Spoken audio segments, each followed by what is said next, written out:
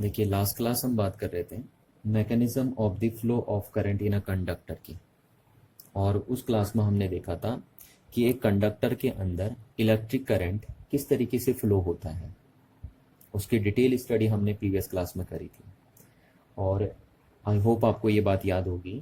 और एक बात मैंने आपको वहाँ पे और भी बताई थी कि कोई भी जो हमारा कंडक्टर होता है जिसको हम मेटल भी बोल सकते हैं, तो उसके पास रूम टेम्परेचर पे बहुत सारे फ्री इलेक्ट्रॉन्स अवेलेबल रहते हैं। अब किसी भी कंडक्टर के पास फ्री इलेक्ट्रॉन्स क्यों अवेलेबल होते हैं उसकी बात हमने प्रीवियस क्लास में कर ली थी, ठीक है ना। ये देखिए, ये प्रीवियस क्लास का ही नोट्स का पेज है। प्रीवियस क्लास के नोट से ही मैंने पेज लिया है और यहाँ पे मैंने आपको बताई भी थी ये बात, है ना, कि कोई भी जो कंडक्टर होता है या मेटल होता है उसके पास रूम टेम्परेचर पे, ये देखिए बहुत सारे रूम टेम्परेचर या नॉर्मल टेम्परेचर भी आप बोल सकते हो ना, उस पर बहुत सारे फ्री इलेक्ट्रॉन्स क्या रहते हैं, अवेलेबल रहते हैं। अच्छा, अब क्यों अवेलेबल रहते हैं उसकी बात हम प्रीवियस क्लास में कर चुके हैं, तो आई होप आपको ये बात याद होगी। बस अभी आप सिर्फ इतना जान लीजिए कि रूम टेम्परेचर या नॉर्मल टेम्परेचर पे किसी भी कंडक्टर के पास बहुत सारे फ्री इलेक्ट्रॉन अवेलेबल होते हैं, या आप ये बोल सकते हैं कि conductor has a plenty of free electrons, ठीक है। अच्छा, अब देखिए, आपको पता है कि ये जो फ्री इलेक्ट्रॉन्स आए हैं वो कहाँ से आए हैं, मेटल के एटम से आए हैं ना। जो ये मेटल होगा उसके जो एटम होंगे उन्हीं से ये फ्री इलेक्ट्रॉन आए हैं। तो अगर एक एटम से एक फ्री इलेक्ट्रॉन निकला होगा तो ओबियसली ये उस वो एटम आयन फॉर्म में कन्वर्ट हो गया होगा, ठीक है। और इस आयन को हम मेटल आयंस बोल देते हैं। क्या बोल देते हैं, मेटल आयंस बोल देते हैं। तो यानी जितने फ्री इलेक्ट्रॉन्स अवेलेबल होंगे किसी भी मेटल के पास या किसी भी कंडक्टर के पास, उतने ही उसके पास क्या होंगे, मेटल आयंस भी होंगे। क्योंकि एक इलेक्ट्रॉन अगर बनेगा तो ओबियसली ये एक मेटल आयंस भी बन जाएगा उसके साथ। तो इसलिए हम कहते हैं कि जितने फ्री इलेक्ट्रॉन्स एक कंडक्टर के पास अवेलेबल होते हैं किसी भी पर्टिकुलर टेम्परेचर पे, उतने ही उसके पास क्या होंगे, मेटल आयंस भी अवेलेबल होंगे। तो इतनी बात आप दिमाग में बैठा के रखिए कि कंडक्टर के पास बहुत सारे फ्री इलेक्ट्रॉन्स और बहुत सारे मेटल आयंस देखने को मिलते हैं, ठीक है। अच्छा, अगर हम बात करें कि कितने फ्री इलेक्ट्रॉन्स एक कंडक्टर के पास अवेलेबल रहते हैं ना, तो उसको हम एग्जैक्टली तो नहीं बता सकते, बट हम अप्रोक्सीमेटली आपको बता सकते हैं कि अप्रोक्सीमेटली 10⁻28 फ्री इलेक्ट्रॉन्स इन पर मीटर क्यूब में एग्जिस्ट करते हैं।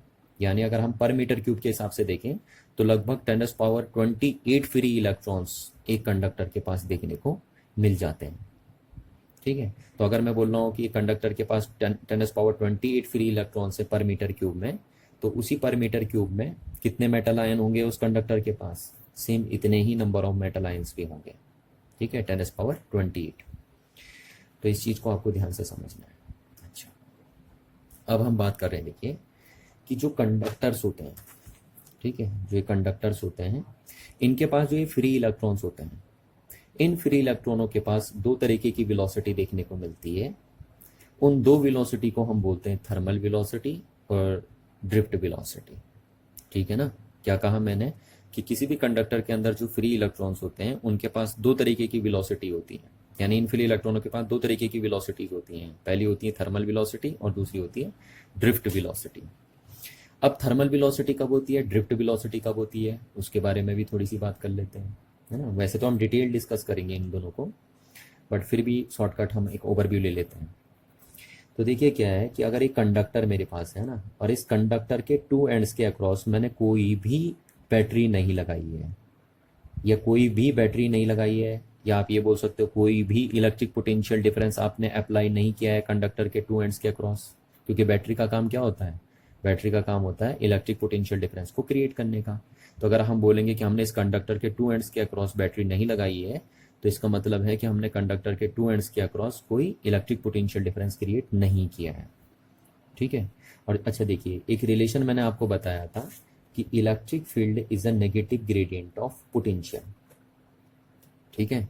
तो आपको एक चीज पता होनी चाहिए कि जहां पोटेंशियल डिफरेंस होता है वहां इलेक्ट्रिक फील्ड भी होता है, ठीक है। तो अगर मैं यहाँ पे बैटरी लगा देता, सपोज इस कंडक्टर के टू एंड्स के अक्रॉस अगर मैं बैटरी लगा देता, तो मैं ये बोल सकता था कि मैंने इस कंडक्टर के टू एंड्स के अक्रॉस इलेक्ट्रिक फील्ड अप्लाई कर दिया है, ठीक है, क्योंकि अगर बैटरी लगाओगे तो बैटरी से पोटेंशियल डिफरेंस क्रिएट होगा टू एंड्स के अक्रॉस, और अगर पोटेंशियल डिफरेंस क्रिएट होगा तो मस्ट वहाँ इलेक्ट्रिक फील्ड भी क्रिएट होगा, है ना। तो अगर हम कंडक्टर के टू एंड्स के अक्रॉस बैटरी लगा देते हैं तो इसका मतलब हमने कंडक्टर को क्या दे दिया, एक्सटर्नल इलेक्ट्रिक फील्ड दे दिया, पर अभी हमने यहाँ पे नहीं दिया है ना। मैंने कोई भी बैटरी, एक्सटर्नल बैटरी इस कंडक्टर के टू एंड्स के अक्रॉस अप्लाई नहीं करी है, तो इसका मतलब मैंने कोई भी एक्सटर्नल फील्ड इस कंडक्टर को नहीं दिया है। अच्छा, तो जब हम कंडक्टर के अक्रॉस कोई भी एक्सटर्नल इलेक्ट्रिक फील्ड अप्लाई नहीं करते हैं तो उस टाइम जो ये इलेक्ट्रॉन्स होते हैं कंडक्टर के पास, ये फ्री इलेक्ट्रॉन्स, उनकी जो वेलोसिटी होगी उसी वेलोसिटी को हम बोलते हैं थर्मल वेलोसिटी। यानी इलेक्ट्रॉन्स के पास जो थर्मल वेलोसिटी होती है वो कब होती है, जब एक्सटर्नल इलेक्ट्रिक फील्ड अप्लाई नहीं किया जाता है कंडक्टर के एंड्स के अक्रॉस, ठीक है। अच्छा, सेकंड देखिए, अब अगर मैंने ये कंडक्टर लिया और इस कंडक्टर के टू एंड्स के अक्रॉस मैंने एक्सटर्नल इलेक्ट्रिक फील्ड अप्लाई कर दिया है, ठीक है, तो उस टाइम जब आप एक्सटर्नल इलेक्ट्रिक फील्ड अप्लाई कर देते हो कंडक्टर के टू एंड्स के अक्रॉस, तो उस टाइम जो ये फ्री इलेक्ट्रॉन्स होते हैं कंडक्टर के पास, उनके पास जो वेलोसिटी होती है उस वेलोसिटी को हम बोलते हैं ड्रिफ्ट वेलोसिटी, ठीक है। यानी ड्रिफ्ट वेलोसिटी कब देखने को मिलती है आपको, फ्री इलेक्ट्रॉन्स के पास, जब एक्सटर्नल इलेक्ट्रिक फील्ड आप अप्लाई करते हैं कंडक्टर के टू एंड्स के अक्रॉस। तो ये बात आप समझ जाइए, है ना। अभी इनको हम डिटेल से डिस्कस करने वाले हैं, देखिए थर्मल वेलोसिटी को भी और ड्रिफ्ट वेलोसिटी को भी। तो अब हम बात करते हैं थर्मल वेलोसिटी की पहले, थर्मल वेलोसिटी, ठीक है, कि थर्मल वेलोसिटी क्या चीज़ है। तो वैसे तो मैं भी आपको बता ही चुका हूँ कि लगभग कितने फ्री इलेक्ट्रॉन्स होते हैं किसी कंडक्टर के पास, 10⁻28 फ्री इलेक्ट्रॉन्स होते हैं पर मीटर क्यूब में। तो सपोज मैं एक कंडक्टर बना लेता हूँ, देखिए यहाँ पे, है ना, हमने कोई कंडक्टर बना लिया यहाँ पे, कंडक्टर बोल दीजिए, मेटल बोल दीजिए, ये कंडक्टर बना दिया। अब इस कंडक्टर के पास बहुत सारे फ्री इलेक्ट्रॉन्स हैं, ठीक है, ये बहुत सारे फ्री इलेक्ट्रॉन्स हैं इस कंडक्टर के पास। अब ये फ्री इलेक्ट्रॉन्स क्या करते हैं, रूम टेम्परेचर पे थर्मल एनर्जी एक्वायर करते हैं और रैंडमली मूव करते हैं। रैंडमली मूव करना मतलब ये डिफरेंट डायरेक्शन में मूव करते हैं। क्या कहा मैंने, दोबारा सुनिए, कि ये जो फ्री इलेक्ट्रॉन्स हैं कंडक्टर के पास, ये रूम टेम्परेचर पे या नॉर्मल टेम्परेचर पे थर्मल एनर्जी एक्वायर करते हैं और उस थर्मल एनर्जी को ये कन्वर्ट करते हैं काइनेटिक एनर्जी में, और फिर ये उस काइनेटिक एनर्जी को लेके रैंडम डायरेक्शन में क्या करते हैं, मूव करने लग जाते हैं ये इलेक्ट्रॉन। तो सपोज ये इलेक्ट्रॉन इस डायरेक्शन में मूव कर रहा है u1 वेलोसिटी के साथ। अच्छा, ये u1 वेलोसिटी इस इलेक्ट्रॉन के पास कहाँ से आई है, थर्मल एनर्जी से आई है ना, जो इसने रूम टेम्परेचर से एब्जॉर्ब करी। चलिए, अच्छा सपोज ये इलेक्ट्रॉन है, ये इस डायरेक्शन में मूव कर रहा है u2 वेलोसिटी के साथ। तो ये u2 क्या है, थर्मल वेलोसिटी है इस सेकेंड इलेक्ट्रॉन की, और ये भी इसने कहाँ से एक्वायर करी है, रूम टेम्परेचर से एब्जॉर्ब करी है थर्मल एनर्जी के फॉर्म में, और उसको काइनेटिक एनर्जी में कन्वर्ट कर रहा है। सिमिलरली ये इलेक्ट्रॉन सपोज इस डायरेक्शन में मूव कर रहा है u3 वेलोसिटी के साथ, तो ये u3 इस इलेक्ट्रॉन की थर्मल वेलोसिटी बोली जाएगी, ठीक, और ये इस फोर्थ इलेक्ट्रॉन की थर्मल वेलोसिटी है जो इस डायरेक्शन में है। तो आप देख पा रहे हैं कि जो कंडक्टर के अंदर फ्री इलेक्ट्रॉन्स हैं ये रूम टेम्परेचर से थर्मल एनर्जी एब्जॉर्ब करके डिफरेंट डायरेक्शन में क्या कर रहे हैं, मूव कर रहे हैं, रैंडमली मूव कर रहे हैं, है ना। और यहाँ पे एक बात आप गौर करना कि यहाँ पे हमने कोई एक्सटर्नल इलेक्ट्रिक फील्ड इस कंडक्टर को नहीं दिया, ठीक है ना।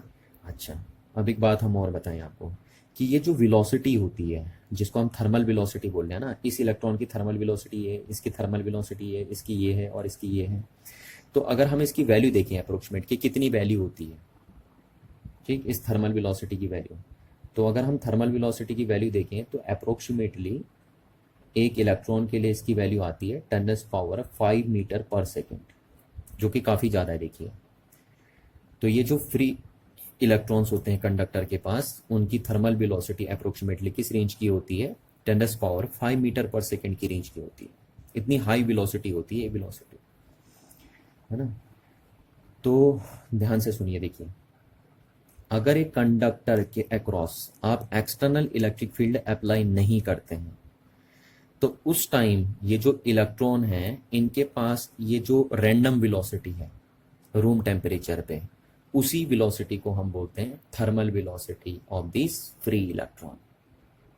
समझ में आ रही ना बात? क्या बोला मैंने बोला कि अगर एक्सटर्नल इलेक्ट्रिक फील्ड आप इस कंडक्टर को नहीं दे रहे हैं, तो जब एक्सटर्नल इलेक्ट्रिक फील्ड आप इस कंडक्टर को नहीं देते हैं तो उस टाइम ये जो फ्री इलेक्ट्रॉन्स होते हैं कंडक्टर के अंदर, जो रूम टेम्परेचर से थर्मल एनर्जी एक्वायर करे हैं और रैंडम डायरेक्शन में मूव कर रहे हैं जिस वेलोसिटी के साथ, उसी वेलोसिटी को बोलते हैं thermal velocity of this free electrons.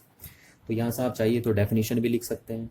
मैं ये बोल सकता हूँ कि thermal velocity is that velocity with which the free electrons in a conductor move in a random direction in the absence of external electric field.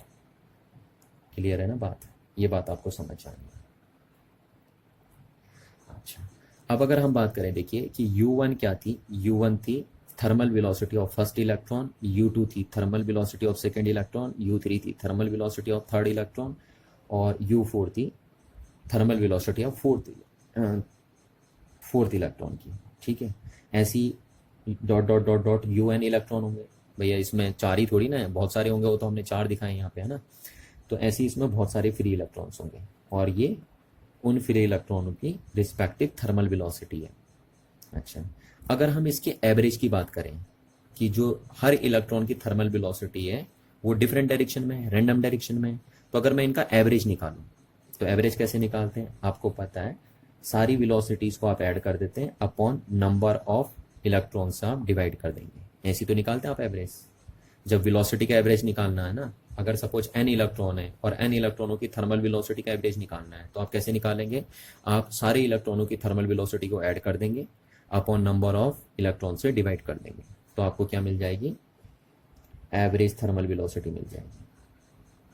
ठीक है, ये average thermal velocity होगी।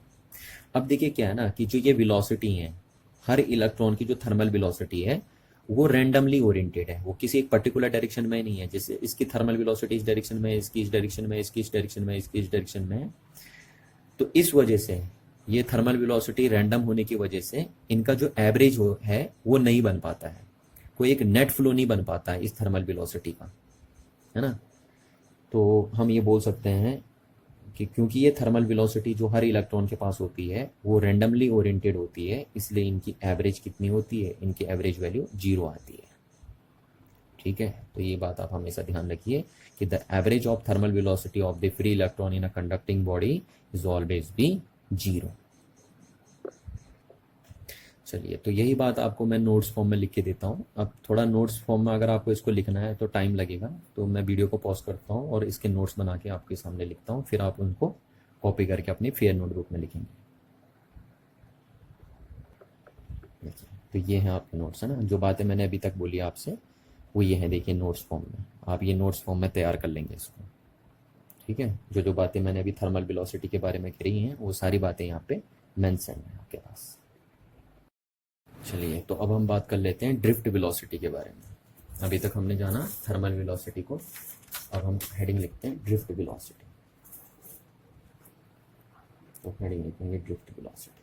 ठीक है, आपको बताया था मैंने कि कोई भी कंडक्टर अगर है तो उसके पास फ्री इलेक्ट्रॉन जो होते हैं उनके अंदर दो टाइप की वेलोसिटी होती है, एक होती है थर्मल वेलोसिटी, दूसरी होती है ड्रिफ्ट वेलोसिटी। तो देखिए, ये ले लिया मैंने एक कंडक्टर और इस कंडक्टर के अंदर है ये आपके क्या फ्री इलेक्ट्रॉन्स। ये फ्री इलेक्ट्रॉन्स मैंने इस कंडक्टर के अंदर बना दिया। ठीक है, अब ऐसे नहीं कि सिर्फ फ्री इलेक्ट्रॉन्स होते हैं कंडक्टर के अंदर आयंस भी होते हैं जिनको हम मेटल आयंस बोलते हैं, पर उनको हम यहाँ नहीं बना रहे। तो ये कंडक्टर है। ठीक है, अच्छा, अब हमने कोई एक्सटर्नल इलेक्ट्रिक फील्ड नहीं लगाया है यहाँ पे, कोई एक्सटर्नल इलेक्ट्रिक फील्ड हमने नहीं दिया इस कंडक्टर को। तो इन इलेक्ट्रॉनों के पास कौन सी वेलोसिटी होती है? एक थर्मल वेलोसिटी होती है ना, और वो काफ़ी हाई होती है। उसकी वैल्यू आपको बताई थी मैंने, अप्रोक्सीमेट 10⁻⁵ मीटर पर सेकंड होती है। तो उतनी हाई वेलोसिटी के साथ ये इलेक्ट्रॉन रैंडम डायरेक्शन में क्या करते हैं? मूव करते हैं। चलिए, इतनी बात हमने कर ली थी। अब यहाँ पे हम क्या करते हैं? हम एक्सटर्नल इलेक्ट्रिक फील्ड अब अप्लाई कर देते हैं इस कंडक्टर के टू एंड्स के अक्रॉस। क्या कर देते हैं? एक एक्सटर्नल इलेक्ट्रिक फील्ड हम अप्लाई कर देते हैं। तो ये एक्सटर्नल इलेक्ट्रिक फील्ड जब हम अप्लाई करते हैं तो आपको पता है उस एक्सटर्नल इलेक्ट्रिक फील्ड की डायरेक्शन क्या होती है। एक्सटर्नल इलेक्ट्रिक फील्ड की डायरेक्शन होती है positive charge two plus two negative, है ना। तो ये हो गया एक्सटर्नल इलेक्ट्रिक फील्ड। अब ये एक्सटर्नल इलेक्ट्रिक फील्ड हमने जब इस कंडक्टर को दिया तो उसकी वजह से एक फोर्स का एक्सपीरियंस करेंगे ये इलेक्ट्रॉन। क्यों? क्योंकि आपको पता है हमेशा फील्ड क्या क्रिएट करता है, एक फोर्स का क्रिएशन करता है। तो कितना फोर्स लगेगा, तो आपको एक डेफिनेशन याद होगी, electric field is force per unit charge. ये होता था, है ना। जहाँ भी इलेक्ट्रिक फील्ड होता है वहाँ फोर्स भी होता है। तो फोर्स और चार्ज यहाँ पे कौन है, इलेक्ट्रॉन, फ्री इलेक्ट्रॉन। तो फ्री इलेक्ट्रॉन पे चार्ज है माइनस ई। तो यहाँ से एफ इजिकल्स टू हो गया माइनस ई और कैपिटल ई, ये बन गया। तो अगर आप इतना इलेक्ट्रिक फील्ड देंगे तो ये जो फ्री इलेक्ट्रॉन है वो कितना फोर्स का एक्सपीरियंस करेंगे, वो इतने फोर्स का एक्सपीरियंस करेंगे। और उस फोर्स की डायरेक्शन क्या होगी, अप्लाइड इलेक्ट्रिक फील्ड के अपोजिट डायरेक्शन में होगी। देखिए माइनस साइन यहाँ यही बता रहा है कि जो इलेक्ट्रॉन पे लगने वाला फोर्स है वो अप्लाइड इलेक्ट्रिक फील्ड के अपोजिट डायरेक्शन में है। यानी इलेक्ट्रॉन पे अगर इधर को इलेक्ट्रिक फील्ड आप लगा रहे हैं तो उन पे जो इलेक्ट्रोस्टैटिक फोर्स लगेगा वो इस डायरेक्शन में लगेगा। ठीक है, ये हो गया। अच्छा, अब आपको पता है Newton second law of motion आपने पढ़ा है, तो वहाँ पे आपको पता है कि जब भी आप एक्सटर्नल इलेक्ट्रिक फील्ड अप्लाई करते हैं किसी पार्टिकल पे तो उसकी वजह से एक एसिलरेशन क्रिएट होता है ना। और उस एसिलरेशन की वैल्यू होती है, इस फॉर्मूले से आप कैलकुलेट करते हैं, a equals to f upon m. इतना एसिलरेशन क्रिएट करता है एक्सटर्नल फोर्स। अच्छा, ये किस पे लग रहा है फोर्स, इलेक्ट्रॉन पे, है ना। तो ये किसका मास होगा, इलेक्ट्रॉन का मास होगा। और किसका एसिलरेशन होगा, इलेक्ट्रॉन का एसिलरेशन होगा। तो इतना एसिलरेशन होगा। अच्छा, इस एफ की वैल्यू अगर हम यहाँ रखें तो माइनस ई अपॉन एम। ठीक है, ये बन गया। तो एक इलेक्ट्रॉन पे कितना फोर्स लगेगा, कितना एसिलरेशन प्रोड्यूस करेगा, ये लगेगा। तो जब भी आप एक्सटर्नल इलेक्ट्रिक फील्ड लगाते हैं कंडक्टर के अक्रॉस तो उसके जो फ्री इलेक्ट्रॉन है वो इतना एसिलरेशन का एक्सपीरियंस करेंगे, यानी उन पे इतना एसिलरेशन लगेगा। और उस एसिलरेशन की डायरेक्शन की तरह देखिए अप्लाइड इलेक्ट्रिक फील्ड के अपोजिट डायरेक्शन में, है ना। यानी इधर को एसिलरेट करेंगे फोर्स की डायरेक्शन में, करेंगे नहीं करेंगे। तो ये सारे इलेक्ट्रॉन इस डायरेक्शन में क्या करने लग जाएंगे, एसिलरेट करने लग जाएंगे। अभी तक ये किधर एसिलरेट कर रहे थे, अभी तक ये रैंडमली एसिलरेट कर रहे थे। ठीक है, पर इस एसिलरेशन की वजह से ये इस डायरेक्शन में क्या करने लग जाएंगे, एसिलरेट करने लग जाएंगे या ड्रिफ्ट करने लग जाएंगे। ठीक है ना। अच्छा, तो इस बात को आपको ध्यान रखना है कि when an external electric field across the conductor the free electron accelerate in a direction opposite to the direction of applied electric field। Clear है ना ये बात। अच्छा, अब सेकेंड चीज देखिए इस एसिलरेशन की वजह से क्या होगा, आपको पता है ना एसिलरेशन क्या होता है, चेंज इन वेलोसिटी। ठीक है, तो ये जो एसिलरेशन यहाँ पे आपने दिया उस एसिलरेशन की वजह से ये जो इलेक्ट्रॉन है ये एक्स्ट्रा वेलोसिटी गेन करेंगे। ठीक है, पर शॉर्ट टाइम के लिए। क्या बोल रहा हूं मैं कि due to this acceleration the electrons gain an extra velocity but for a short time. अब ऐसा क्यों, देखिए क्यों ये इलेक्ट्रॉन इस एसिलरेशन की वजह से एक्स्ट्रा वेलोसिटी गेन करते हैं। एक्स्ट्रा मैं क्यों बोल रहा हूं, क्योंकि ऑलरेडी इनके पास क्या है, पहले से ही एक थर्मल वेलोसिटी है ना। पहले से ही ऑलरेडी इन इलेक्ट्रॉनों के पास कौन सी वेलोसिटी है, थर्मल वेलोसिटी है, जो काफी हाई है। पर जब आप एक्सटर्नल इलेक्ट्रिक फील्ड देते हैं तो उससे एसिलरेशन प्रोड्यूस होता है और उस एसिलरेशन से ये थोड़ा एक्स्ट्रा वेलोसिटी गेन करते हैं पर शॉर्ट टाइम के लिए। अब क्यों, उसकी मैकेनिज्म समझते हैं ना कि क्यों ये एक्स्ट्रा वेलोसिटी गेन करते हैं और किस तरीके से करते हैं और शॉर्ट टाइम के लिए ही क्यों करते हैं, उस बात को यहाँ समझते हैं। देखिए सपोज ये कंडक्टर है, अभी मैंने कोई एक्सटर्नल इलेक्ट्रिक फील्ड इसको नहीं दिया और इसके अंदर हमने 2 इलेक्ट्रॉन ले लिए। सपोज ये 2 इलेक्ट्रॉन है, फ्री इलेक्ट्रॉन है ना। एक इलेक्ट्रॉन इस डायरेक्शन में मूव कर रहा है 2 मीटर पर सेकेंड थर्मल वेलोसिटी के साथ, इसको मैं इनिशियल वेलोसिटी भी बोल सकता हूँ इस इलेक्ट्रॉन की। और दूसरा इलेक्ट्रॉन इस डायरेक्शन में मूव कर रहा है 1 मीटर पर सेकेंड थर्मल वेलोसिटी के साथ। ऐसे रैंडमली है ना, क्योंकि फ्री इलेक्ट्रॉन तो कहीं भी मूव कर सकते हैं। बट अब हमने क्या लगा दिया, एक्सटर्नल इलेक्ट्रिक फील्ड लगा दिया कंडक्टर के 2 एंड्स के अक्रॉस। तो होगा क्या, इस एक्सटर्नल इलेक्ट्रिक फील्ड की वजह से यहाँ एक एसिलरेशन प्रोड्यूस होगा इस डायरेक्शन में। और उस एसिलरेशन की वैल्यू कितनी होगी कि इन इलेक्ट्रॉनों पे इस एक्सटर्नल इलेक्ट्रिक फील्ड की वजह से जो एसिलरेशन प्रोड्यूस होगा उसकी वैल्यू हम यहाँ से कैलकुलेट कर सकते हैं। ठीक है। और यहाँ पे अगर आप ई की वैल्यू रखेंगे, चार्ज की वैल्यू, मास की value of electron, mass of electron की वैल्यू रखेंगे, और कितना एक्सटर्नल इलेक्ट्रिक फील्ड आपने लगाया उसकी वैल्यू रखेंगे, तो आप बता सकते हैं कि कितना एसिलेरेशन उस इलेक्ट्रॉन पे लग रहा है एक्सटर्नल फील्ड की वजह से। तो उसकी वैल्यू सपोज मैं यहाँ पे मान लेता हूँ, सिर्फ आपको समझाने के लिए ना, कि 1 मीटर पर सेकेंड हुई। ठीक है, कि कितना एसिलेशन प्रोड्यूस कर दिया इस एक्सटर्नल इलेक्ट्रिक फील्ड ने इस इलेक्ट्रॉन पे, 1 मीटर पर सेकेंड का कर दिया। चलिए, अब क्या हुआ देखिए, तो 1 मीटर का एसिलेरेशन अगर प्रोड्यूस हो रहा है तो क्या होगा, तो 1 सेकेंड बाद इसकी वेलोसिटी कितनी हो जाएगी इस इलेक्ट्रॉन की। ऑलरेडी इसके पास पहले से ही थर्मल वेलोसिटी कितनी थी, 2 मीटर पर सेकेंड। तो 1 सेकेंड बाद इसमें 1 मीटर पर सेकेंड का एसिलेरेशन प्रोड्यूस होगा, और इस एसिलेरेशन की वजह से इसकी वेलोसिटी कितनी इंक्रीज हो जाएगी, 1 मीटर पर सेकेंड इंक्रीज हो जाएगी। तो इसकी वेलोसिटी 1 सेकेंड बाद हो जाएगी 3 मीटर पर सेकेंड। ठीक है। अच्छा, 2 सेकेंड बाद कितनी हो जाएगी, 4 मीटर पर सेकेंड। 3 सेकेंड बाद कितनी हो जाएगी, 5 मीटर पर सेकेंड। क्योंकि हर 1 सेकेंड में कितना एसिलेरेशन आ रहा है, 1 मीटर पर सेकेंड का एसिलेरेशन आ रहा है ना, 1 मीटर पर सेकेंड स्क्वायर का, सॉरी, है ना। तो इसलिए हम बोलते हैं। चलिए, तो आप समझ पा रहे हैं कि क्योंकि 1 मीटर पर सेकेंड स्क्वायर का एसिलेरेशन हमने यहाँ पे ले लिया है, तो इसकी वेलोसिटी 1 सेकेंड बाद 3 मीटर पर सेकेंड हो जाएगी, 2 सेकेंड बाद 4 मीटर पर सेकेंड हो जाएगी, और 3 सेकेंड बाद 5 मीटर पर सेकेंड हो जाएगी इस डायरेक्शन में। अच्छा, सेकेंड इलेक्ट्रॉन ये था जो इस डायरेक्शन में मूव कर रहा था। तो ये इलेक्ट्रॉन देखिए, पहले 1 सेकेंड में क्या होगा, ये इलेक्ट्रॉन इधर चल रहा है तो एसिलेरेशन इधर है ना, तो इसकी वेलोसिटी डिक्रीज, ये इसमें एसिलेरेशन नहीं आएगा, एसिलेरेशन इसके लिए है क्योंकि ये भी इधर ही चल रहा था और एसिलेरेशन की डायरेक्शन भी इधर ही थी। बट यहाँ पे क्या होगा, ये इलेक्ट्रॉन इधर चल रहा था और एसिलेरेशन की डायरेक्शन इधर है, तो इसमें डी एसिलेरेशन आएगा, और इसकी वेलोसिटी 1 सेकेंड बाद कितनी हो जाएगी, 0 मीटर पर सेकेंड। क्योंकि अभी 1 मीटर पर सेकेंड है, तो अगर 1 मीटर पर सेकेंड स्क्वायर का एसिलेरेशन मैं इधर को दूं, तो इसकी वेलोसिटी हो जाएगी 0 मीटर पर सेकेंड 1 सेकेंड बाद। और 2 सेकेंड बाद, तो यानी 1 सेकेंड बाद ये स्टॉप हो जाएगा ये वाला इलेक्ट्रॉन, और फिर 2 सेकेंड बाद इसकी वेलोसिटी क्या होगी, 1 मीटर पर सेकेंड होगी, बट वो इस डायरेक्शन में होगी। और 3 सेकेंड बाद कितनी होगी इसकी वेलोसिटी इस इलेक्ट्रॉन की, 2 मीटर पर सेकेंड होगी। और 4 सेकेंड बाद कितनी होगी, 3 मीटर पर सेकेंड होगी, बट वो इस डायरेक्शन में होगी। ठीक है ना। तो आप देख पा रहे हैं कि जब आप एक्सटर्नल इलेक्ट्रिक फील्ड लगा रहे हैं, तो ये सारे इलेक्ट्रॉन जो इस कंडक्टर के अंदर थे, फ्री इलेक्ट्रॉन्स, वो ड्रिफ्ट करने लगे हैं किसकी डायरेक्शन में, एक्सटर्नल इलेक्ट्रिक फील्ड की अपोजिट डायरेक्शन में। और वो एक हल्की सी वेलोसिटी क्या कर रहे हैं, गेन कर रहे हैं, है ना। क्यों हल्की सी, हम क्यों बोल रहे हैं कि वो हल्की सी वेलोसिटी गेन कर रहे हैं, इसलिए बोल रहे हैं क्योंकि ऑलरेडी उनके पास पहले से ही बहुत हाई वेलोसिटी है, जिसको हम थर्मल वेलोसिटी बोल रहे हैं। ठीक है। अच्छा, जो ये हल्की सी वेलोसिटी गेन करते हैं ये फ्री इलेक्ट्रॉन, वो शॉर्ट टाइम के लिए ही गेन कर पाते हैं, ज़्यादा टाइम के लिए ये गेन नहीं कर पाते हैं। क्यों नहीं गेन कर पाते, देखिए उस बात को भी हम समझते हैं। सपोज इस इलेक्ट्रॉन ने एनर्जी गेन करी, ठीक है, या वेलोसिटी गेन करी, एनर्जी गेन करी या वेलोसिटी गेन करी, कहाँ से, एक्सटर्नल इलेक्ट्रिक फील्ड से, और गेन करके ये मूव किया। तो जब ये मूव करेगा, तो क्योंकि सारे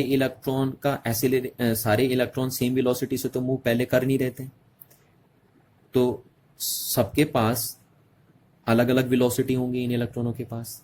तो जब ये इलेक्ट्रॉन मूव करेंगे कंडक्टर के अंदर एक पर्टिकुलर डायरेक्शन में एक्सटर्नल इलेक्ट्रिक फील्ड लगाने की वजह से, तो ये इलेक्ट्रॉन जिसने बैटरी से एक्स्ट्रा वेलोसिटी गेन करी है हल्की सी, वो मूव करेगा जब, तो वो अदर इलेक्ट्रॉन्स के साथ क्या करेगा, कोलाइड करेगा, या आयंस के साथ भी कोलाइड कर सकता है। यहाँ पे आयन नहीं बनाए ना हमने, नहीं तो आयंस भी तो होते हैं इनमें। तो ये जो इलेक्ट्रॉन्स हैं जो ड्रिफ्ट कर रहे हैं इस एक्सटर्नल इलेक्ट्रिक फील्ड की वजह से, वो इलेक्ट्रॉन क्या करते हैं, कोलाइड करते हैं अदर फ्री इलेक्ट्रॉन्स के साथ या आयंस के साथ। और जो भी वेलोसिटी, जो भी एक्स्ट्रा वेलोसिटी इन्होंने इस एक्सटर्नल इलेक्ट्रिक फील्ड से गेन करी थी, उसको ये कोलिजन में क्या कर देते हैं, लूज कर देते हैं। ठीक है। तो इसीलिए हम बोल रहे हैं कि ये जो एक्स्ट्रा वेलोसिटी गेन कर रहे हैं एक्सटर्नल इलेक्ट्रिक फील्ड से ये फ्री इलेक्ट्रॉन, वो शॉर्ट टाइम के लिए कर रहे हैं। क्यों शॉर्ट टाइम के लिए कर रहे हैं, क्योंकि ये फ्री इलेक्ट्रॉन वो जो एक्स्ट्रा वेलोसिटी इन्होंने गेन करी है उसको ये लॉस कर देंगे कोलिजन में, जब ये free electron other free electron से कोलाइड करेंगे ड्रिफ्ट करते समय, या जब ये फ्री इलेक्ट्रॉन आयन से कोलाइड करेंगे ड्रिफ्ट करते समय, तब ये उस एक्स्ट्रा वेलोसिटी जो इन्होंने गेन करी थी एक्सटर्नल इलेक्ट्रिक फील्ड से, उसको ये लूज कर देंगे। पर ये और फिर लूज करके क्या करेंगे, रुक जाएंगे, स्टॉप हो जाएंगे, होंगे या नहीं होंगे। जैसे ये इलेक्ट्रॉन आया, इसने एक्स्ट्रा वेलोसिटी गेन करी, इस बैटरी से मूव किया यहाँ और इसको इस आयन से टकराया, तो यहाँ पे रुक जाएगा ये फ्री इलेक्ट्रॉन। अब रुकेगा तो क्या यहीं पे रुक जाएगा, नहीं, फिर उसके बाद दोबारा ये उठेगा यहाँ से, दोबारा एक्स्ट्रा वेलोसिटी गेन करेगा, क्योंकि आपने एक्सटर्नल फील्ड तो लगा ही रखा है ना। हाँ, अगर आप बैटरी निकाल देते हैं तब तक तो वो वहीं पे रुक जाएगा, पर क्योंकि आपने एक्सटर्नल इलेक्ट्रिक फील्ड तो कंटिन्यूस सप्लाई कर ही रखा है, तो वो जो इलेक्ट्रॉन रुक गया था कोलिजन की वजह से, फिर दोबारा वो एक्स्ट्रा वेलोसिटी गेन करेगा और फिर ड्रिफ्ट करेगा इस डायरेक्शन में। ठीक है, तो ऐसे करके एक नेट ड्रिफ्ट मिल जाता है फ्री इलेक्ट्रॉन्स का एक पर्टिकुलर डायरेक्शन में। ठीक है, तो इसीलिए हम कह रहे हैं कि जो भी इलेक्ट्रॉन्स हैं वो एक शॉर्ट टाइम के लिए ही क्या करते हैं, एक्स्ट्रा वेलोसिटी गेन करते हैं। तो ऐसा लग रहा है आपको कि इलेक्ट्रॉन पहले वेलोसिटी गेन कर रहा है, एक्स्ट्रा वेलोसिटी गेन कर रहा है इस एक्सटर्नल इलेक्ट्रिक फील्ड से, फिर उसको कोलिजन में लूज कर दे रहा है और रुक जा रहा है, फिर उसके बाद दोबारा वो एक्सटर्नल इलेक्ट्रिक फील्ड से एनर्जी गेन कर रहा है या वेलोसिटी गेन कर रहा है और फिर मूव कर रहा है।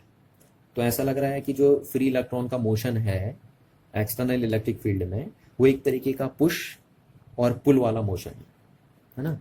तो यहां से हम टोटली बोल सकते हैं कि due to the external electric field the electron gain an extra velocity but for a short time because the accelerated electrons collide with other free electrons or ions in the conductor, and during this collision the extra velocity gain is destroyed, है ना। जो ये भी extra velocity gain कर रहे थे उसको ये क्या कर देंगे, कोलिजन में डिस्ट्रॉयड कर देंगे। And again the electrons get accelerated, और फिर दोबारा ये एसिलरेट होंगे क्योंकि हमने बैटरी तो लगा ही रखी है, and come to rest after collision with other electrons and ions, और फिर वही, फिर कोलिजन करेंगे, फिर रुक जाएंगे दोबारा। and therefore the motion of electron in a conductor like a push and pull motion, है ना। ऐसा लग रहा है चल रहे फिर रुक रहे हैं, फिर चल रहे फिर रुक रहे हैं। रुकी किसकी वजह से रहे, कोलिजन की वजह से। चल किसकी वजह से रहे, एक्सटर्नल इलेक्ट्रिक फील्ड की वजह से। ठीक है, चलिए, तो हम बोल सकते हैं कि as a result these electrons acquire a small velocity opposite to the direction of external electric field, and this small velocity is known as drift velocity, है ना। इसी को हम बोलते हैं ड्रिफ्ट कर रहे हैं। देखिए जो यहाँ हल्का एक्स्ट्रा वेलोसिटी इनके अंदर आ रही है, ऑलरेडी इनके पास, कह रहा हूं मैं एक्स्ट्रा में बार बार इसलिए बोल रहा हूं क्योंकि पहले से इनके पास ऑलरेडी बहुत सारी एनर्जी है, पहले से इनके पास बहुत सारी वेलोसिटी है, वो तो बस एक्सटर्नल इलेक्ट्रिक फील्ड देने से थोड़ा बहुत वेलोसिटी इनके अंदर और आ रही है, और उस वेलोसिटी की वजह से ये ड्रिफ्ट कर रहे हैं इलेक्ट्रिक फील्ड के अपोजिट डायरेक्शन में।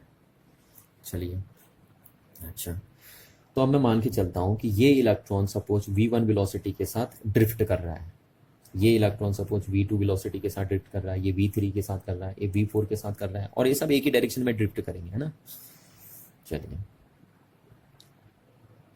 तो अगर मैं इनका एवरेज निकाल दूं, इन सारी वेलोसिटीज का एवरेज, तो कैसे निकालेंगे, आप सारे इलेक्ट्रॉन की इन स्मॉल ड्रिफ्ट वेलोसिटीज को ऐड कर देंगे एन इलेक्ट्रॉन से, और अपॉन नंबर ऑफ इलेक्ट्रॉन से डिवाइड कर देंगे। ठीक है, तो क्या ये वेलोसिटी जीरो आएगी, इसका एवरेज जीरो आएगा, नहीं आएगा। इसको हम क्या बोलेंगे, ड्रिफ्ट वेलोसिटी, है ना। ये इन सारे जो भी फ्री इलेक्ट्रॉन्स हैं जो v1 v2 v3 अलग अलग वेलोसिटीज के साथ ड्रिफ्ट करें, उन सब का ये एवरेज है, ये सारी ड्रिफ्ट वेलोसिटीज का क्या है, एवरेज है ना। तो ये आपने एवरेज निकाल दिया। क्या इसकी वैल्यू जीरो आएगी, नहीं, इसकी वैल्यू जीरो नहीं आएगी। जैसे आपने देखा था कि जो थर्मल वेलोसिटी थी ईच इलेक्ट्रॉन की, अगर आप सारे थर्मल जितने भी फ्री इलेक्ट्रॉन्स हैं उन सबकी थर्मल वेलोसिटी का अगर आप एवरेज निकाल देते तो वो जीरो आता था। क्यों, क्योंकि वहाँ पे क्या होता था कि वो जो थर्मल वेलोसिटी इलेक्ट्रॉन्स की होती थी वो एक नेट फ्लो नहीं बना पाती थी, पर यहाँ पे जो इलेक्ट्रॉन ड्रिफ्ट कर रहे हैं ये एक नेट फ्लो बना दे रहे हैं ना, एक नेट मतलब एक पर्टिकुलर डायरेक्शन में मूव कर जा रहे हैं, तो इसलिए इनका एवरेज जीरो नहीं होगा। तो यहां से हम ड्रिफ्ट वेलोसिटी की आप डेफिनेशन बना सकते हैं आराम से। देखिए कितनी बढ़िया डेफिनेशन बनेगी यहाँ से ड्रिफ्ट वेलोसिटी की। ठीक है, तो हम बोलते हैं कि ड्रिफ्ट वेलोसिटी वो एवरेज वेलोसिटी है फ्री इलेक्ट्रॉन्स की जिस वेलोसिटी के साथ ये फ्री इलेक्ट्रॉन्स ड्रिफ्ट करते हैं इलेक्ट्रिक फील्ड की अपोजिट डायरेक्शन में। समझ रहे ना आप बात, क्या कह रहा हूं मैं, ड्रिफ्ट वेलोसिटी एक एवरेज वेलोसिटी है किनकी, फ्री इलेक्ट्रॉन्स की। और जिस वेलोसिटी के साथ ये इलेक्ट्रॉन क्या करते हैं, ड्रिफ्ट करते हैं इलेक्ट्रिक एक्सटर्नल इलेक्ट्रिक फील्ड के अपोजिट डायरेक्शन में। तो यहां लिख लेता हूं मैं, देखिए यहां पे कि ड्रिफ्ट वेलोसिटी ये है, देखिए ड्रिफ्ट वेलोसिटी आपके ना, drift velocity is the average velocity, ये एक एवरेज वेलोसिटी है, एवरेज वेलोसिटी, ठीक है। विथ विच, जिसके साथ क्या होता है, with which the free electrons in a conductor get drifted in a direction, किस डायरेक्शन में, opposite to the direction of applied electric field. ये बात को आपको ध्यान रखना है, समझ में आ रही है ना बात, कि ड्रिफ्ट वेलोसिटी एक एवरेज वेलोसिटी है सारे फ्री इलेक्ट्रॉन्स की, जिस वेलोसिटी के साथ सारे इलेक्ट्रॉन्स क्या करते हैं, ड्रिफ्ट करते हैं अप्लाइड इलेक्ट्रिक फील्ड की अपोजिट डायरेक्शन में। तो आई होप आपको इतनी बात समझ में आई होगी। अच्छा, अब यहाँ पे एक बहुत इंपॉर्टेंट बात मैं आपको बताने जा रहा हूँ, तो आप ध्यान से सुनेंगे इस बात को। देखिए, ये जो एवरेज वेलोसिटी होती है ना, ड्रिफ्ट वेलोसिटी एक एवरेज वेलोसिटी है ना। तो ये जो ड्रिफ्ट वेलोसिटी है, इसकी जो वैल्यू होती है वो अप्रोक्सीमेटली होती है 10⁻⁴ मीटर पर सेकेंड टू 10⁻⁵ मीटर पर सेकेंड। बहुत कम होती है ये वैल्यू, ठीक है। तभी तो मैं इसको बोल रहा था small velocity, small extra velocity बोल रहा था ना अभी तक। और ये किसकी वजह से आती है, इलेक्ट्रॉन्स के पास ये जो ड्रिफ्ट वेलोसिटी है वो किसकी वजह से आती है, वो एक्सटर्नल इलेक्ट्रिक फील्ड की वजह से आती है। जबकि इलेक्ट्रॉनों के पास थर्मल वेलोसिटी किसकी वजह से आती है, हीट एनर्जी की वजह से आती है, जो उन्हें रूम टेम्परेचर पे एक्वायर होती है, ये रूम टेम्परेचर पे वो जो एक्वायर करते हैं, ठीक है। तो आप ध्यान रखना एक बात का, कि जो ड्रिफ्ट वेलोसिटी होती है उसकी वैल्यू बहुत कम होती है। देखिए, ये बहुत ही कम होती है, आप देख लीजिए कि इतनी कम वेलोसिटी है ना। जबकि जो थर्मल वेलोसिटी होती है उसको हम यू से लिखते थे, याद है आपको, यूज है ना।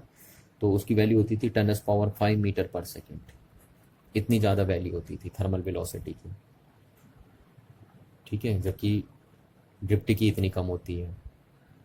पर क्या होता ना, ये दोनों वेलोसिटी क्या होती हैं, देखिए जब तक बैटरी नहीं लगी थी तब तक तो फ्री इलेक्ट्रॉन्स के पास सिर्फ ये वेलोसिटी थी, ठीक है, पर इनका एवरेज 0 था। अच्छा, पर जब आप एक्सटर्नल इलेक्ट्रिक फील्ड लगा देते हैं तब फ्री इलेक्ट्रॉन्स के पास दोनों वेलोसिटी होती हैं, है ना। थर्मल वेलोसिटी भी होती है और ड्रिफ्ट वेलोसिटी भी होती है। थर्मल वेलोसिटी एक तरीके से उसकी इनिशियल वेलोसिटी मानी जा सकती है और ड्रिफ्ट वेलोसिटी उसकी फाइनल वेलोसिटी मानी जा सकती है। और ये दोनों वेलोसिटी अलग अलग नहीं होती हैं, ये एक ही इलेक्ट्रॉन पे सुपर इम्पोज होती हैं, एक ही इलेक्ट्रॉन्स के साथ। जैसे ये उसकी थर्मल वेलोसिटी है, पहले से ही ये इलेक्ट्रॉन है माना मैंने, और ये उसके पास पहले से ही थर्मल वेलोसिटी है। तो अब एक्सटर्नल इलेक्ट्रिक फील्ड की वजह से जो उसके पास ड्रिफ्ट वेलोसिटी आएगी वो उसी थर्मल वेलोसिटी के साथ क्या हो जाएगी, सुपर इम्पोज हो जाएगी, ऐसे कंबाइन हो जाएगी। तो इलेक्ट्रॉन्स के पास ये जो दो वेलोसिटीज होती हैं, थर्मल वेलोसिटी और ड्रिफ्ट वेलोसिटी, ये दोनों सुपर इम्पोज होती हैं एक दूसरे के ऊपर, है ना। इस बात का आपको ध्यान रखना है। देखिए, चलिए इस चीज को एग्जाम्पल से समझते हैं हम। सपोज कोई पर्सन है और उसकी वेलोसिटी बहुत कम है। आपको पता ही है कि किसी पर्सन की वेलोसिटी बहुत कम होती है ना, ज़्यादा तो चल नहीं सकता हूँ। पर अगर उस पर्सन को मैं किसी ऐसे व्हीकल में बैठा दूँ जिसकी वेलोसिटी बहुत हाई है, तो ऑटोमेटिकली उस पर्सन की वेलोसिटी भी क्या हो जाएगी, बहुत हाई हो जाएगी, है ना। तो हम कह सकते हैं कि हमने दो वेलोसिटीज को क्या कर दिया, सुपर इम्पोज कर दिया। जैसे मैं हूँ, मेरी वेलोसिटी बहुत कम है, तो अगर मैं किसी ऐसी ट्रेन में बैठ गया जिसकी वेलोसिटी बहुत हाई है, तो ऑटोमेटिकली मेरी वेलोसिटी भी क्या हो जाएगी, हाई हो जाएगी। तो सेम वही चीज हो रही है यहाँ पे कि एक्सटर्नल इलेक्ट्रिक फील्ड लगाने से इलेक्ट्रॉन के पास एक ड्रिफ्ट वेलोसिटी आ रही है। तो क्या इलेक्ट्रॉन सिर्फ उसी ड्रिफ्ट वेलोसिटी से मूव कर रहा है? नहीं, सिर्फ उसी ड्रिफ्ट वेलोसिटी से मूव नहीं कर रहा है इलेक्ट्रॉन, क्योंकि उस ड्रिफ्ट वेलोसिटी के साथ इलेक्ट्रॉन की थर्मल वेलोसिटी भी क्या है, सुपर इम्पोज है। तो इलेक्ट्रॉन सिर्फ ड्रिफ्ट वेलोसिटी से मूव नहीं करता, किस वेलोसिटी से मूव करता है, थर्मल वेलोसिटी से मूव करता है। और यही तो रीज़न है कि आप जैसी स्विच ऑन करते हो आपका बल्ब ग्लो करने लग जाता है ना। नहीं तो अदरवाइज अगर सिर्फ ड्रिफ्ट वेलोसिटी से कंडक्टर के अंदर इलेक्ट्रॉन मूव करते तो आप अगर स्विच ऑन करते तो पता लग रहा है 10 मिनट बाद आपका बल्ब ग्लो करता। अगर इलेक्ट्रॉन सिर्फ कंडक्टर के अंदर किस वेलोसिटी से मूव करते, ड्रिफ्ट वेलोसिटी से मूव करते तो। बट क्योंकि ऐसा नहीं होता है, कंडक्टर के अंदर इलेक्ट्रॉन सिर्फ ड्रिफ्ट वेलोसिटी से मूव नहीं करते, कंडक्टर के अंदर क्या करते हैं electron, drift velocity plus super drift velocity plus thermal velocity के साथ क्या करते हैं, मूव करते हैं। इसीलिए तो आप जैसे ही प्लग ऑन करते हो वैसे ही आपका बल्ब क्या हो जाता है, ग्लो कर जाता है। तो इस बात को आप ध्यान रखिए हमेशा ना, कि एक्सटर्नल इलेक्ट्रिक फील्ड लगाने से इलेक्ट्रॉन सिर्फ ड्रिफ्ट वेलोसिटी से मूव नहीं करेंगे, किस वेलोसिटी से मूव करेंगे, ड्रिफ्ट प्लस थर्मल वेलोसिटी के साथ वो मूव करेंगे। चलिए, तो आई होप आपको इतनी बातें समझ में आई होंगी। तो ये ड्रिफ्ट वेलोसिटी के कंसेप्ट जो मैंने आपको बताए ये आपको लर्न हो जाने चाहिए अच्छे ढंग से। और अगर इसको नोट्स बनाने हैं तो मैं इनका नोट्स फॉर्मेट भी आपको दे देता हूँ, देखिए लिख के, ठीक है ना। थोड़ा सा मैं पॉज कर लेता हूँ वीडियो को, फिर मैं इसको नोट्स बना के आपके सामने रख लेता हूँ और आप इसके नोट्स कॉपी कर लेंगे। ये देखिए, है ना। तो ये वही बातें हैं जो मैंने ड्रिफ्ट वेलोसिटी में आपके साथ की हैं, ठीक है। ये लिखना आपको, तो ड्रिफ्ट वेलोसिटी में इतने नोट्स आप बना लेंगे। देखिए, चलिए अब हम कुछ और टर्म्स क्या करते हैं, डिफाइन करते हैं। और जो टर्म्स अब हम डिफाइन करने जा रहे हैं ये टर्म्स आपके यूज़ होंगे जब हम ड्रिफ्ट वेलोसिटी के एक्सप्रेशन को करेंगे, है ना। वहाँ पे आपके टर्म्स यूज़ होंगे जिनको मैं आप डिफाइन करने जा रहा हूँ। तो ये स्मॉल स्मॉल टर्म्स हैं, इनको आपको ध्यान में रखना है क्योंकि आपके ड्रिफ्ट वेलोसिटी के एक्सप्रेशन में काम आने वाले हैं, ठीक है। तो अब हम हेडिंग लिखेंगे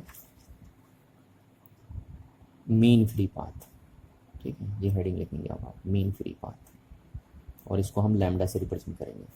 एक मीन फ्री पाथ और एक रिलैक्सेशन टाइम, ये दो कंसेप्ट हैं जो आपके ड्रिफ्ट वेलोसिटी के एक्सप्रेशन में काम आने वाले हैं। तो देखिए मीन फ्री पाथ क्या है ना, जैसे कि देखिए आपको पता ही है कि ये कंडक्टर है और इस कंडक्टर में क्या है, बहुत सारे फ्री इलेक्ट्रॉन्स होते हैं, होते नहीं होते हैं बहुत सारे फ्री इलेक्ट्रॉन्स, आयंस भी होते हैं पर उनको हम यहाँ नहीं बना रहे हैं, बहुत सारे आयंस भी इसके अंदर होते हैं। अच्छा, अब ये फ्री इलेक्ट्रॉन्स क्या करते हैं, थर्मल वेलोसिटी के साथ रैंडम डायरेक्शन में क्या करते रहते हैं, मूव करते रहते हैं। और इनकी जो थर्मल वेलोसिटी है उसको हम इनकी इनिशियल वेलोसिटी भी बोल सकते हैं। पर अब हमने क्या किया, इन इलेक्ट्रॉनों को क्या कर दिया, एक्सटर्नल इलेक्ट्रिक फील्ड या इस कंडक्टर को एक्सटर्नल इलेक्ट्रिक फील्ड सप्लाई कर दिया, ठीक है। और वो एक्सटर्नल इलेक्ट्रिक फील्ड किधर होगा, इस डायरेक्शन में होगा। तो इस एक्सटर्नल इलेक्ट्रिक फील्ड की वजह से क्या होगा, ये इलेक्ट्रॉन एक फोर्स का एक्सपीरियंस करेंगे इस डायरेक्शन में, और उस फोर्स की वजह से इन इलेक्ट्रॉनों पे क्या क्रिएट होगा, एक एसिलरेशन लगेगा, है ना। और वो एसिलरेशन की वैल्यू कितनी होगी वो मैं भी आपको बता चुका हूँ, -EE/m होगी। यानी जितने भी इलेक्ट्रॉन इस कंडक्टर के अंदर हैं उन सबका एसिलरेशन क्या होगा, सेम होगा, क्योंकि सबका ई सेम होगा, सारे इलेक्ट्रॉनों का मास सेम होगा और सारे इलेक्ट्रॉनों पे इक्वल इलेक्ट्रिक फील्ड आप अप्लाई कर रहे हैं, तो इसलिए सारे इलेक्ट्रॉन सेम अमाउंट में एसिलरेट होंगे। अच्छा, अब जब ये इलेक्ट्रॉन एसिलरेट होगा, सपोज ये इलेक्ट्रॉन एसिलरेट हुआ, तो उस एसिलरेशन की वजह से ये इलेक्ट्रॉन एक्स्ट्रा वेलोसिटी क्या करेगा, गेन करेगा, और उस एक्स्ट्रा वेलोसिटी को लेकर ये इलेक्ट्रॉन इस साइड को क्या करेगा, ड्रिफ्ट करेगा, है ना। क्योंकि इधर को इसमें एसिलरेशन है तो ये इलेक्ट्रॉन चाहे पहले कहीं भी चल रहा था पर एक्सटर्नल फील्ड लगाने की वजह से ये इलेक्ट्रॉन एक्स्ट्रा वेलोसिटी गेन करेगा और इस डायरेक्शन में क्या करेगा, ड्रिफ्ट करेगा, क्योंकि अब इसमें एसिलरेशन इधर पे है। तो इसने ये वेलोसिटी, एक्स्ट्रा वेलोसिटी गेन करी। एक्स्ट्रा मैं क्यों बोल रहा हूँ, कह रहा हूँ क्योंकि इसके पास पहले से थर्मल वेलोसिटी थी, है ना। तो इसने एक्स्ट्रा वेलोसिटी गेन करी इस एक्सटर्नल इलेक्ट्रिक फील्ड से और ऐसे मूव किया, ठीक। अब जब ये मूव करेगा तो ये कोलाइड कर सकता है अदर फ्री इलेक्ट्रॉन्स के साथ या फिर आयंस के साथ भी कर सकता है कोलाइड, है ना। तो ये इलेक्ट्रॉन सपोज यहाँ से एक्स्ट्रा वेलोसिटी गेन करके आया और ये यहाँ तक आया और इसने इस इलेक्ट्रॉन्स के साथ क्या कर दी, कोलिजन कर दिया, या आयंस के साथ कोलिजन कर दिया, किसी के साथ भी कोलिजन हो सकता है इस इलेक्ट्रॉन का। तो इसने जो भी एक्स्ट्रा वेलोसिटी गेन करी थी इस एक्सटर्नल इलेक्ट्रिक फील्ड से, उसको ये इस कोलिजन में क्या कर देगा, लूज कर देगा, और फिर वहाँ पे इसका ड्रिफ्ट होना क्या हो जाएगा, बंद हो जाएगा। ठीक है, ये यहाँ पे स्टॉप हो जाएगा, यानी यहाँ पे आपका ड्रिफ्ट होना बंद हो जाएगा। पर क्या परमानेंट बंद हो जाएगा? नहीं, परमानेंट बंद नहीं होगा, क्योंकि आपने एक्सटर्नल इलेक्ट्रिक फील्ड सप्लाई कर रखा है। तो फिर दोबारा वो इलेक्ट्रॉन जो ड्रिफ्ट होना बंद हो गया था, वो दोबारा इस एक्सटर्नल इलेक्ट्रिक फील्ड से एनर्जी गेन करेगा और एसिलरेट होगा, और अब एक्स्ट्रा वेलोसिटी गेन करेगा, और फिर दोबारा यहाँ से मूव करेगा, और तब तक एसिलरेट होते रहेगा जब तक वो किसी अदर इलेक्ट्रॉन से या फिर आयन से क्या ना कर जाए, कोलाइड ना कर जाए। और जैसे ये इलेक्ट्रॉन ने देखिए एक्स्ट्रा वेलोसिटी गेन करी और इधर को ड्रिफ्ट हुआ इस एक्सटर्नल इलेक्ट्रिक फील्ड की वजह से, तो ये मूव किया, और मूव करने के बाद ये किसी इलेक्ट्रॉन से कोलाइड किया, और कोलाइड करने पे इसने जितनी भी एक्स्ट्रा वेलोसिटी या एनर्जी गेन करी थी इस एक्सटर्नल इलेक्ट्रिक फील्ड से, उसको ये इस कोलिजन में क्या कर देगा, लूज कर देगा। ठीक है, तो ऐसे ही चलता रहेगा, ऐसे पूरे कंडक्टर में चलते रहता है। तो देखिए हम क्या बोलते हैं कि इस इलेक्ट्रॉन के ये दो सक्सेसिव कोलिजन हुए, है ना, ये दो क्या हुए, सक्सेसिव कोलिजन हुए। तो इन दो सक्सेसिव कोलिजन के बीच का जो पाथ होता है उसी को हम क्या बोलते हैं, मीन फ्री पाथ बोलते हैं। और ये कोलिजन किसके बीच में हो सकता है, फ्री इलेक्ट्रॉन का फ्री इलेक्ट्रॉन्स के साथ, या फ्री इलेक्ट्रॉन का आयन के साथ। तो आप यहां से लिख देंगे the mean path of electrons between two successive collision is known as mean free path. इसी को आप मीन फ्री पाथ बोलते हैं ना, ये वाला पाथ, यानी दो सक्सेसिव कोलिजन के बीच का पाथ। या आप ये भी बोल सकते हैं, देखिए ना, इलेक्ट्रॉन यहाँ से लेकर यहीं तक तो एसिलरेट था, यहाँ से उसने एक्स्ट्रा वेलोसिटी गेन करी, और यहाँ पे उसने फिर कोलिजन में क्या कर दी, लूज कर दी। तो हम बोल सकते हैं कि मीन फ्री पाथ दो सक्सेसिव कोलिजन के बीच का पाथ है। एक तो हमने ये बोल दिया, और दूसरा हम ये बोल सकते हैं कि it is that path length for which electron is accelerated. यानी मीन फ्री पाथ उस पाथ की लेंथ है जितनी पाथ लेंथ के लिए इलेक्ट्रॉन क्या रहता है, एसिलरेट रहता है। ठीक है, चलिए ये तो हो गया मीन फ्री पाथ। अब हम बात करते हैं रिलैक्सेशन टाइम की। ठीक है, कि रिलैक्सेशन टाइम क्या होता है। तो ये जो दो सक्सेसिव कोलिजन्स के बीच का जो टाइम है ना, इसी को हम रिलैक्सेशन टाइम बोलते हैं ना। यहाँ से यहाँ तक जो टाइम लगता है इलेक्ट्रॉन, भले ये बहुत छोटा ही होता है, बट इसी को हम रिलैक्सेशन टाइम बोलते हैं, और इसको हम टाउ से रिप्रेजेंट करते हैं। ठीक है, टाउ नेम होता है इसका, ऐसे दिखाते हैं इसको। तो क्या है ये रिलैक्सेशन टाइम, क्या है, it is the small time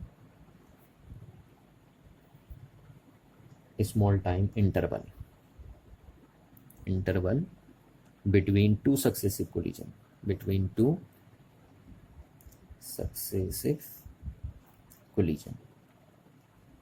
ठीक है ना, इस बात को आपको ध्यान रखना है कि ये जो दो इलेक्ट्रॉन के बीच सक्सेसिव कोलिजन हो रहा है, उसमें जो टाइम लग रहा है उसी को आप बोलते हैं रिलैक्सेशन टाइम।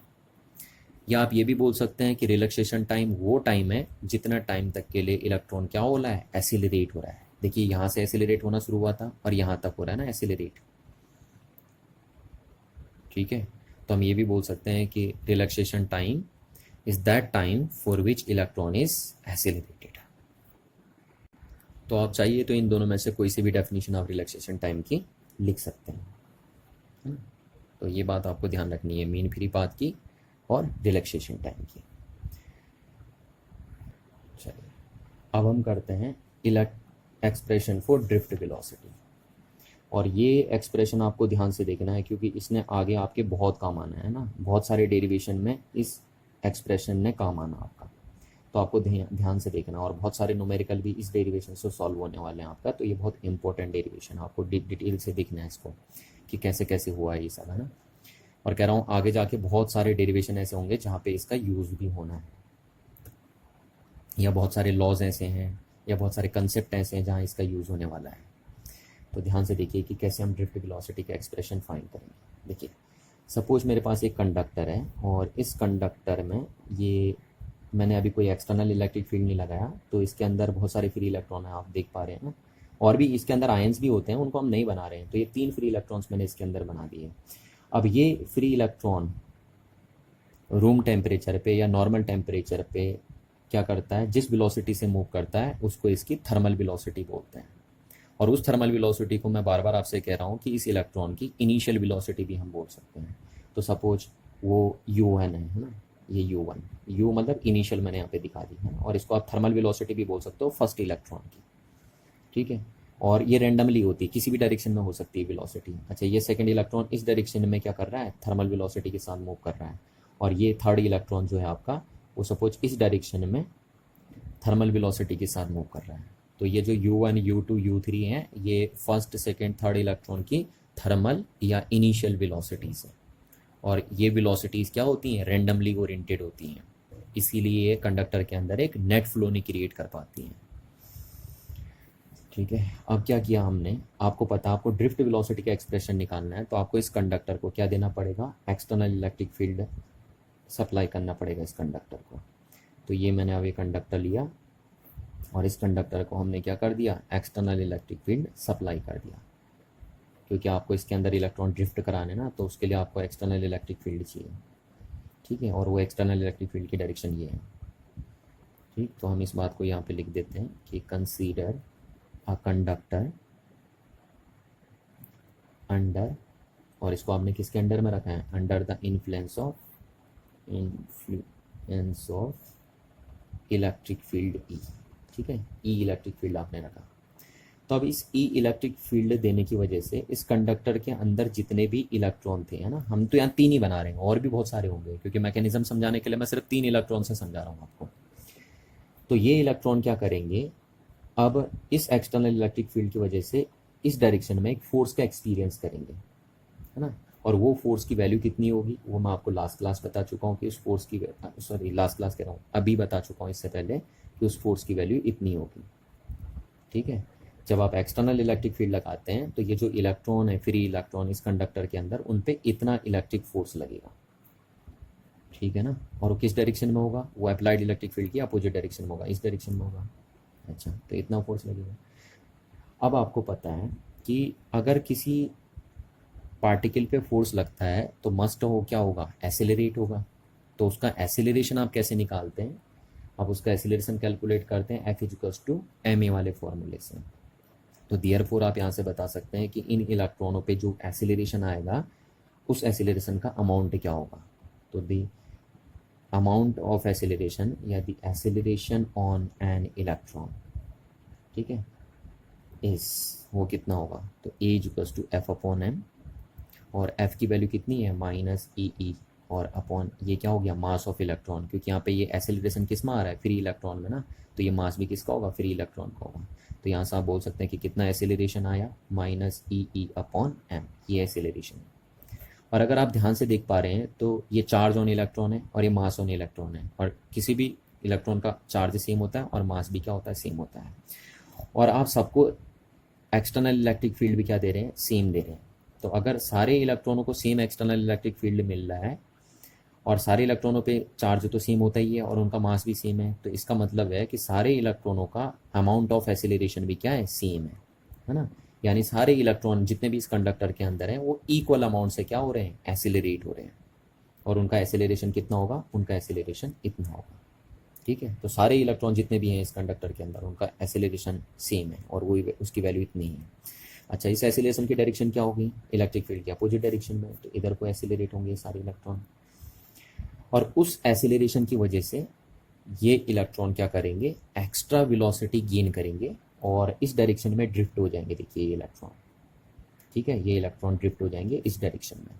क्यों ड्रिफ्ट हुए कह रहा हूँ मैं, क्योंकि आपने इसे एक्सटर्नल इलेक्ट्रिक फील्ड दिया, उस एक्सटर्नल इलेक्ट्रिक फील्ड ने इन इलेक्ट्रॉनों पे फोर्स लगाया, उस फोर्स ने इन इलेक्ट्रॉनों को एसिलरेट किया, और इस एसिलरेशन ने इन इलेक्ट्रॉनों के को एक्स्ट्रा वेलोसिटी प्रोवाइड करी और इनको इलेक्ट्रिक फील्ड की अपोजिट डायरेक्शन में ड्रिफ्ट करवाया। तो अब जिस वेलोसिटी के साथ ये इलेक्ट्रॉन ड्रिफ्ट करते हैं उसको बोलते हैं हम इनकी ड्रिफ्ट वेलोसिटीज, है ना। जैसे ये इलेक्ट्रॉन जिस वेलोसिटी के साथ मूव करेगा उसको हम इसकी ड्रिफ्ट वेलोसिटी बोल देंगे। ड्रिफ्ट कर रहा है ना यहाँ, और वो ड्रिफ्ट किसकी वजह से हो रहा है, इसमें इस एक्सटर्नल इलेक्ट्रिक फील्ड की वजह से हो रहा है, ठीक है। अच्छा, अब यहाँ से एक बात समझिए, देखिए कि सपोज मैं इसको किसी इंस्टेंट पे देख रहा हूँ ना, कोई भी इंस्टेंट हो सकता है, आप कभी भी देख सकते हैं जब आपकी मर्जी हो ना, जो भी इंस्टेंट आपको मिल रहा है। तो आप जिस इंस्टेंट पे भी इस इलेक्ट्रॉन को देखेंगे और वो इलेक्ट्रॉन उस टाइम जिस वेलोसिटी से ड्रिफ्ट हो रहा होगा उसी को उसकी ड्रिफ्ट वेलोसिटी हम बोल देंगे, या उसी को उसकी हम फाइनल वेलोसिटी भी बोल सकते हैं। क्योंकि फाइनली उस इलेक्ट्रॉन के पास कौन सी वेलोसिटी होगी? ड्रिफ्ट वेलोसिटी, क्योंकि शुरुआत में उसके पास कौन सी वेलोसिटी थी? थर्मल। तो इस बात को आपको ध्यान रखना है कि जब भी किसी भी इंस्टेंट पे आप इन इलेक्ट्रॉनों को देखेंगे और उस टाइम उनके पास जो वेलोसिटी होगी वही उनकी ड्रिफ्ट वेलोसिटी होगी और वही फाइनल वेलोसिटी के फॉर्म्स में नजर आएगी आप। ठीक है, तो ये इलेक्ट्रॉन सपोज हम किसी इंस्टेंट पे देख रहे हैं, पहला इलेक्ट्रॉन, तो उस टाइम हमें नजर आई कि इसकी जो फाइनल वेलोसिटी है वो v1 है, और ये किस फॉर्म में देखने को मिलेगी? आपको ड्रिफ्ट फॉर्म में देखने को मिलेगी। और सपोज इस इलेक्ट्रॉन की v2 है और इस इलेक्ट्रॉन की क्या है? v3 है। ठीक है, ये हम देख रहे हैं कि किसी इंस्टेंट पे हमने देखा तो इस इलेक्ट्रॉन की वेलोसिटी हमें कितनी नजर आई? v1, इसकी v2 और इसकी v3, यानी कि जिस इंस्टेंट पे हम देख रहे हैं उस इंस्टेंट पे ये इलेक्ट्रॉन इतनी इतनी वेलोसिटी के साथ क्या कर रहे हैं? ड्रिफ्ट कर रहे हैं। तो हम इनको इनकी फाइनल वेलोसिटी भी बोल सकते हैं ड्रिफ्ट फॉर्म में, और ये इनकी इनिशियल वेलोसिटी से। चलिए, तो अब अगर हमें क्या करना है कि इनकी ड्रिफ्ट वेलोसिटी कैलकुलेट करनी है, यानी फाइनल वेलोसिटी कैलकुलेट करनी है ना, क्योंकि मैं आपसे बार बार कह रहा हूँ कि यहाँ पे जो फाइनल वेलोसिटी है वो ड्रिफ्ट फॉर्म में ही देखने को मिल रही है। तो अगर आपको इनकी ड्रिफ्ट वेलोसिटी या फाइनल वेलोसिटी कैलकुलेट करनी है तो आप यहाँ पे इक्वेशन ऑफ मोशन का यूज़ कर सकते हैं। बिल्कुल कर सकते हैं आप इक्वेशन ऑफ मोशन का यूज़। क्यों कर सकते हैं आप इक्वेशन ऑफ मोशन का यूज़? क्योंकि यहाँ पे देखिए जितने भी इलेक्ट्रॉन हैं उनके पास क्या है? सेम एक्सीलरेशन है। ठीक है, और उनकी इनिशियल वेलोसिटी भी आपको पता है। तो जब सारे इलेक्ट्रॉन की इनिशियल वेलोसिटीज़ आपको पता हैं जो कि u1, u2, u3 हैं, और सबका एक्सीलरेशन भी आपको पता है जो कि इतना है, तो आप इनकी फाइनल वेलोसिटी कैलकुलेट कर सकते हैं with the help of equation of motion. ठीक है, ये पढ़ा है ना आपने, v = u + at।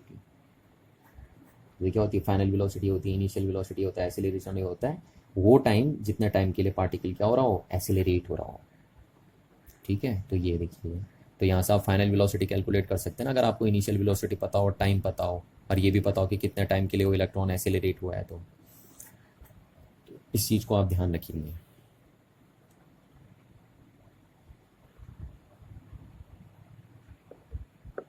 तो चलिए देखिए, अब मैं क्या बोलता हूँ कि सपोज मैं किसी इंस्टेंट पे देख रहा हूँ ना, तो मैंने देखा एट एनी इंस्टेंट, और मैंने कहा जो आप जिस इंस्टेंट पे देखोगे वही फाइनल होगा। समझ में आ रही ना बात? At any instant of time, तभी तो हम इसको v1 v लिख रहे हैं, क्योंकि v को हम फाइनल वेलोसिटी बोलते हैं ना। तो at any instant of time the velocity acquired by first electron. ऐसे पहले मैं एक का निकालूंगा, फिर दूसरे का निकालूंगा, फिर तीसरे का निकालूंगा। तो सपोज किसी टाइम पे जो वेलोसिटी एक्वायर करी है फर्स्ट इलेक्ट्रॉन ने, ठीक है, और किस फॉर्म में करी है? ड्रिफ्ट के फॉर्म में करी है ना, इन फॉर्म ऑफ ड्रिफ्ट। ठीक, जिसकी इनिशियल वेलोसिटी क्या है? हैविंग थर्मल वेलोसिटी, जो कि इनिशियल वेलोसिटी के फॉर्म में है u1।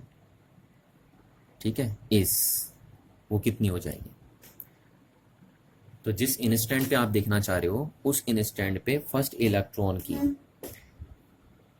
वेलोसिटी कितनी होगी, जबकि उसकी इनिशियल वेलोसिटी u1 है। तो उसको आप इक्वेशन ऑफ मोशन से कैलकुलेट कर सकते हो और आप बता सकते हो कि इस वो कितनी होगी? v1 = u1 + a और t, है ना। अब t कौन सा टाइम आएगा यहाँ पे? देखिए, t वो टाइम आता है जो मैं कह रहा हूँ आपको, इक्वेशन ऑफ मोशन ये होती है ना आपके पास, v = u + at। तो इसमें ये कौन सा टाइम होता है? ये वो टाइम होता है जितना टाइम के लिए इलेक्ट्रॉन क्या हो रहा है? एक्सीलरेट हो रहा है। और आपको अभी भी मैंने बताया था कि जितने टाइम के लिए इलेक्ट्रॉन एक्सीलरेट होता है उसको हम उसका रिलैक्सेशन टाइम बोलते हैं। ठीक है, और उसको हम टाउ से रिप्रेजेंट करते हैं। पर आप ध्यान रखना कि देखिए, या हम रिलैक्सेशन टाइम को एक और भी बोल देते हैं कि it is the time lag between two successive collision, है ना, दो सक्सेसिव कोलिजन के बीच का टाइम है। तो अब हम कौन सा रिलैक्सेशन टाइम लें? क्योंकि कोलिजन तो बहुत सारे होते हैं ना, फर्स्ट इलेक्ट्रॉन सिर्फ एक ही कोलिजन थोड़ी ना करेगा। फर्स्ट इलेक्ट्रॉन जब इस कंडक्टर के अंदर चलेगा तो उसके अंदर बहुत सारे कोलिजन्स होंगे, बहुत बार वो कोलिजन करेगा। तो आप कौन सा वाला रिलैक्सेशन टाइम लोगे उसका? ठीक है, तो क्योंकि आप क्या निकाल रहे हो? उसकी फाइनल वेलोसिटी निकाल रहे हो ना, तो इसलिए आप कौन सा टाइम लोगे? आप फाइनल कोलिजन का टाइम लोगे। जो लास्ट कोलिजन वो कर रहा है उसमें जो टाइम लग रहा है दो सक्सेसिव कोलिजन का बीच का टाइम है ना, लास्ट जो कोलिजन होगा उसका, लास्ट जो सक्सेसिव कोलिजन होगा वहां जो टाइम लेगा वो, वहां जो उसका रिलैक्सेशन टाइम होगा उस टाइम को आप यहाँ पुट करेंगे, क्योंकि आप फाइनल वेलोसिटी कैलकुलेट कर रहे हैं ना। तो इसको मैं टाउ 1 लिख देता हूँ। टाउ मतलब ये इसके लास्ट कोलिजन्स का टाइम है, और 1 स्टैंड फॉर फर्स्ट इलेक्ट्रॉन के लिए, है ना, कि पहले इलेक्ट्रॉन का ये। तो हम यहाँ पे लिख सकते हैं कि वेयर आपका जो टाउ 1 है वो क्या है, tau 1 is the relaxation time. Relaxation time, आप रिलैक्सेशन टाइम ही क्यों लेते हो इसको, क्योंकि आपको पता है, मैं बार बार कह रहा हूँ कि वो टाइम होता है जितना टाइम के लिए एसिलरेट होता है पार्टिकल, है ना, और रिलैक्सेशन टाइम वही टाइम होता है जितने टाइम के लिए पार्टिकल क्या करता है, एसिलरेट करता है। पर यहाँ पे हमें सिर्फ लास्ट कोलिजन का रिलैक्सेशन टाइम लेना है, क्योंकि हम फाइनल वेलोसिटी निकाल रहे हैं। तो we are tau 1 is the relaxation time of last collision of first electron. First electron का जो लास्ट कोलिजन होगा उसमें जो रिलैक्सेशन टाइम होगा उसको हम बोलेंगे टाउ 1। ठीक है, तो यहां से आप बता सकते हैं कि जो पहला इलेक्ट्रॉन होगा उसकी फाइनल वेलोसिटी क्या होगी, है ना, यानी उसकी ड्रिफ्ट वेलोसिटी क्या होगी। तो इस फॉर्मूले से आप कैलकुलेट कर सकते हो। ठीक, सिमिलरली आप और भी बता सकते हैं, इसी तरीके से हम बोल सकते हैं कि similarly the velocities acquired by other electrons will be, वो क्या क्या होंगे, ठीक है, अदर इलेक्ट्रॉन। जैसे सेकेंड इलेक्ट्रॉन की वेलोसिटी क्या होगी, थर्ड की क्या होगी, तो सेकेंड की कितनी होगी फाइनल वेलोसिटी, सेकेंड की होगी u2 प्लस ए। अच्छा, इनमें वेक्टर भी लगा दीजिए, ठीक है, ये वेक्टर क्वांटिटी है ए, क्योंकि एसिलेरेशन तो सबका ही सेम है ना। तो सेकेंड जो इलेक्ट्रॉन है उसकी फाइनल वेलोसिटी क्या होगी v2, और क्योंकि उसकी इनिशियल वेलोसिटी है u2 प्लस एसिलेरेशन तो सबका सेम है, और कौन सा टाइम लेना है ना, वो रिलैक्सेशन टाइम लेना है जो सेकेंड इलेक्ट्रॉन के लास्ट कोलिजन का हो।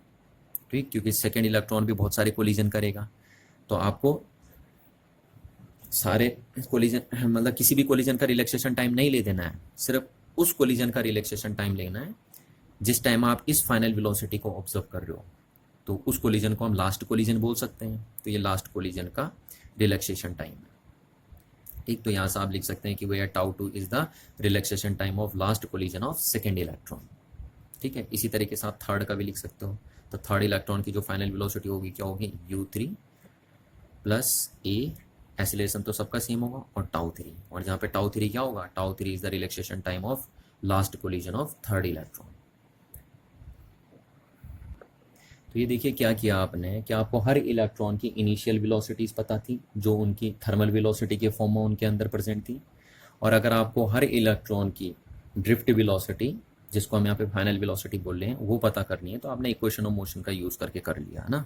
और क्यों हमने इक्वेशन ऑफ मोशन यहाँ यूज़ कर दी, क्योंकि इलेक्ट्रॉनों के पास क्या है, सेम एसिलरेशन है, तो इसलिए हमने ये लगा दिया। तो आपने हर इलेक्ट्रॉन की ड्रिफ्ट वेलोसिटी कैलकुलेट कर ली। पर अगर आपको ड्रिफ्ट वेलोसिटी डिफाइन करनी है, तो मैंने आपको बताया था कि ड्रिफ्ट वेलोसिटी कौन सी वेलोसिटी होती है, ड्रिफ्ट वेलोसिटी एक एवरेज वेलोसिटी होती है सारे फ्री इलेक्ट्रॉन्स की, जिस वेलोसिटी के साथ इलेक्ट्रॉन क्या करते हैं, ड्रिफ्ट करते हैं इलेक्ट्रिक फील्ड के अपोजिट डायरेक्शन में। बताई थी ना मैंने बात, डेफिनेशन बताई थी, याद करो जरा। अभी मैंने आपको ड्रिफ्ट वेलोसिटी की डेफिनेशन बताई थी कि drift velocity is that average velocity with which all the free electrons drift in the direction opposite to the direction of applied electric field। ठीक है, तो यहाँ से अगर हम क्या करें, ड्रिफ्ट वेलोसिटी कैलकुलेट करना चाहें, तो जो हमारी ड्रिफ्ट वेलोसिटी होगी वो कितनी आ जाएगी, देखिए ड्रिफ्ट वेलोसिटी। तो ड्रिफ्ट वेलोसिटी, ये जो सारी वेलोसिटीज़ आपकी आई हैं, है ना, इन सब का क्या होगा, एवरेज होगा ये।